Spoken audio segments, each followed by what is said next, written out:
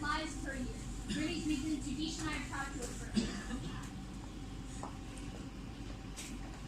Before Joe gives his speech, can I see the 1.5 million people died from poisoning?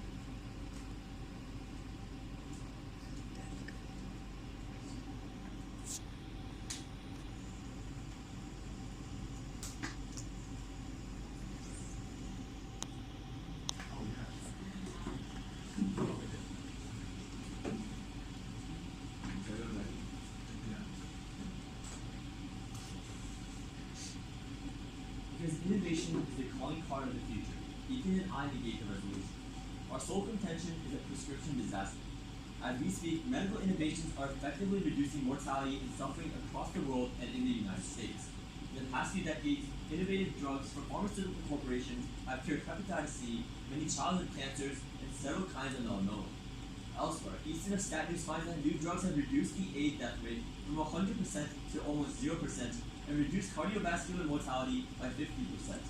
Cures for lung cancer, cystic fibrosis, multiple sclerosis, Alzheimer's, and more are expected to come soon.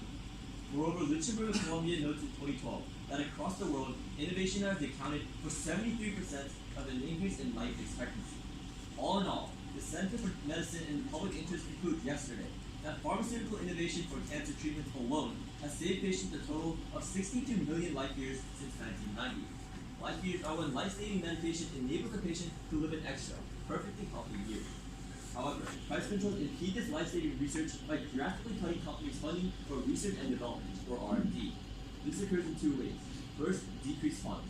Chair of Harvard University concludes that pharmaceutical companies set their budgets for R&D based on how much they are earning. This is the primary source of R&D funding.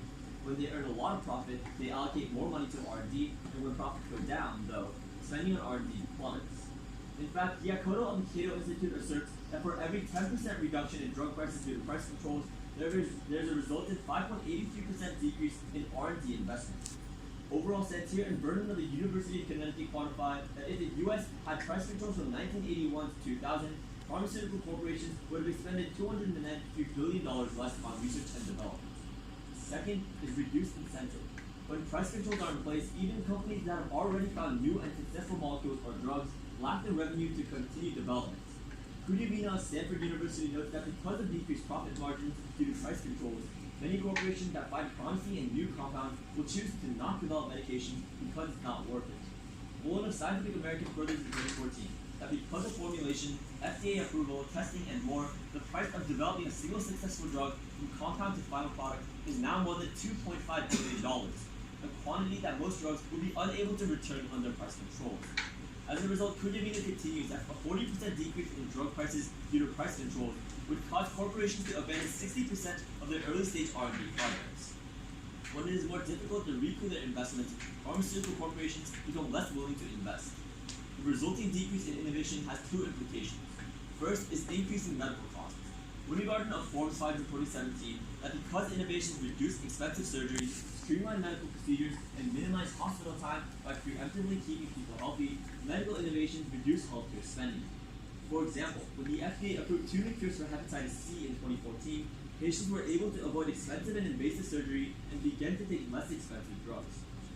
Consequently, Lichtenberg of Columbia University concludes that every $1 spent by the pharmaceutical industry leads to a $3.65 decrease in hospitalization costs.